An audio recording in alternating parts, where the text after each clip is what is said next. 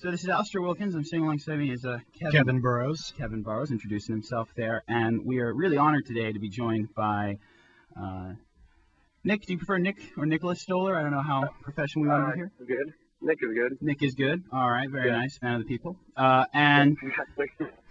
Nick is a Harvard alum. More importantly, a former member of the immediate gratification players, the improv troupe Kevin and I are now part of. And as much as we were to interview any old IGP member who, we could get our hands on, Nick is especially awesome for having directed Forgetting Sarah Marshall, which... Oh, please. We've actually stumbled upon a certain amount of timeliness here because the big Forgetting Sarah Marshall DVD set is coming out as we record this. Will have been out for about a week by the time that this airs. It's coming out, I think, on Blu-ray and DVD? Yes, it's coming Blu-ray and DVD. I think it's at the end of September. I think it's September 30th, I believe, is the big release date. And it's going to be a big 1-2 punch of that and Iron Man, so I'm pumped. I've got those pre-ordered. I think we're going to outsell Iron Man.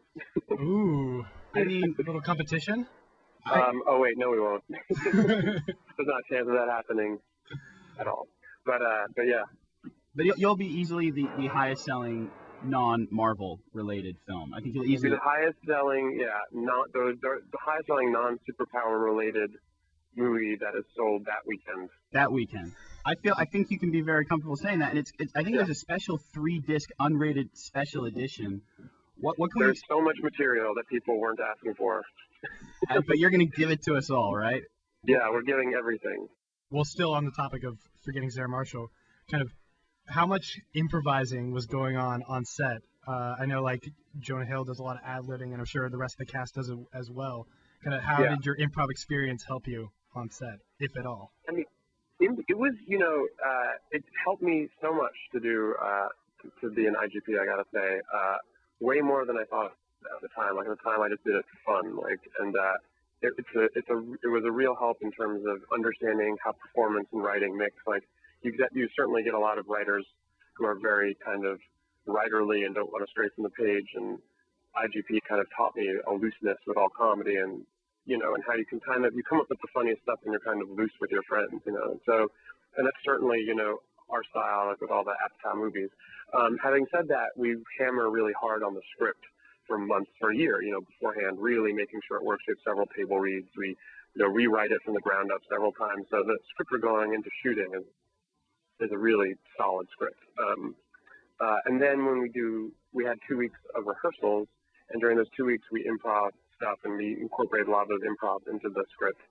And then once we start shooting, we shoot what's on the page, but then we also shoot improv. And then myself and our executive producer, Rodney Rothman, who's like from Letterman and Roach Undeclared, he's a super funny guy. We throw out a lot of jokes too. So the actors are improving, we're throwing out jokes. It's kind of everything. It's scripted improv, and Cool, very cool. Yeah. One project that I'm very excited about. I think we're all very excited. I think everyone's very excited. I think humanity is excited about this one. Is the revamp of the Muppets within the movie. Oh yeah. What can you tell us about that? And like, how did that come about? Basically, Jason is, and as you probably are aware from Sarah Marshall, he is legitimately obsessed. I mean, I'm obviously a fan of the Muppets. Any comedy nerd worth his weight is obsessed with the Muppets. But he's crazily obsessed with the Muppets. And like that whole Dracula puppet musical thing that we had in Sarah Marshall was his dream when he was like in his early 20s, was put on a weird, serious Dracula puppet musical. That was all real. So he had a general meeting at Disney, and Disney said, the people at Disney were like, I assume it was Mickey Mouse, I wasn't there, but the person at Disney was like, are there any properties you're interested in? And he said, I'm just curious, what you guys are doing with the Muppets? And you kind of assume that a giant multinational corporation like Disney, who owns $1 billion brand, the Muppets, has a plan for their brand, but they didn't. And they said to him, we don't really have anything. If you're interested in writing a Muppet movie, we'd love that. And he was, of course, said yes, because that would be awesome. And he and I started riffing on ideas, and he asked me to help him write it, which I was very honored to do. And we've been, working on it since. We've been working on it for about a year. And it's called, right now, it's tentatively titled The Greatest Muppet Movie Ever Made. And it's a very standard, going back to the roots of Great Muppet Caper, Muppet movie, Muppet Take Manhattan style to have to save the studio and put on a show. Like, it's very basic.